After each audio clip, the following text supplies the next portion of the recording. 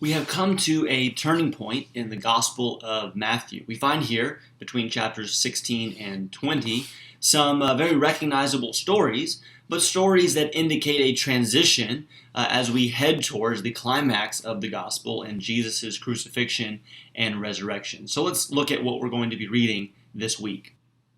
Okay, the first story that jumps out at us in chapter 16 is a famous story where Jesus with his disciples says, "Who do people say that I am?" And they give various answers. "But who do you say that I am?" And Peter says, "You are the Christ, the Son of the living God." And this is a very important moment. Jesus even says, "Yes, Peter, you're right," and that you and the apostles are going to play this important role as I establish my church.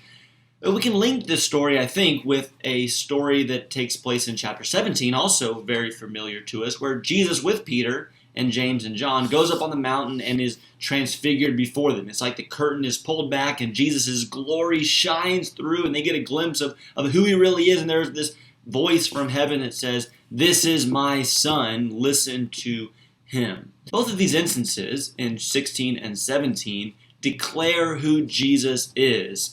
The disciples have seen Jesus' ministry up to this point, and they are convinced. They declare he's the Messiah. He's the Son of God. And similar to the baptism at the beginning of Jesus' ministry, now with the transfiguration, there is this heavenly declaration that he is God's Son. With this established, though, Jesus, I think, then wants to push toward what is coming in his ministry, which has not been talked about as much, but Jesus will start to talk about, which is the suffering that is coming. And this is now what Jesus is going to focus on. And so not only in chapter 16 does he say, "I'm going to suffer and I'm going to be killed," but he starts to say, if you want to follow me, you have to imitate me by taking up your cross to follow me. And that, I think, leads us to chapter 18, which is the next of the discourses recorded for us in Matthew. And the discourse in chapter 18 is about that church that Jesus spoke about in chapter 16.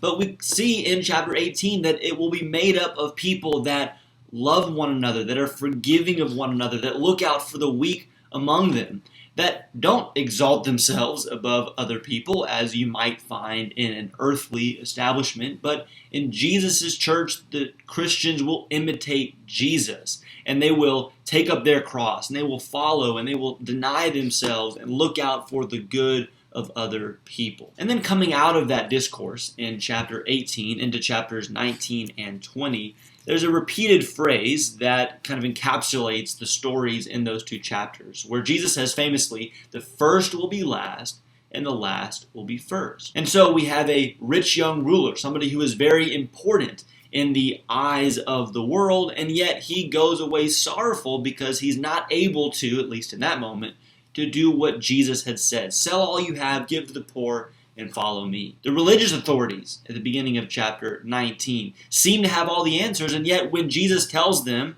one man, one woman for life, that's it, that's the way God designed it and he intended it, they can't accept that. And yet, on the other side, we have two blind men that simply call out to Jesus and say, "We want to be made well." We see the children coming to Jesus and accepted and celebrated. This is the reversal that Jesus is describing by saying the first will be last and the last will be first. This is the way his kingdom is because that is the way that he is, and that is the way that he accomplishes the salvation for humanity. That's the way that he accomplishes God's will. And so all those who will follow him and be a part of his body will imitate him in that way.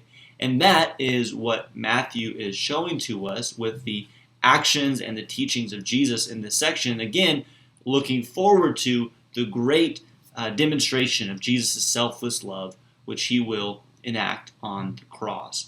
But enjoy this week's reading and check back in next week as we continue in the Gospel of Matthew. Thank you.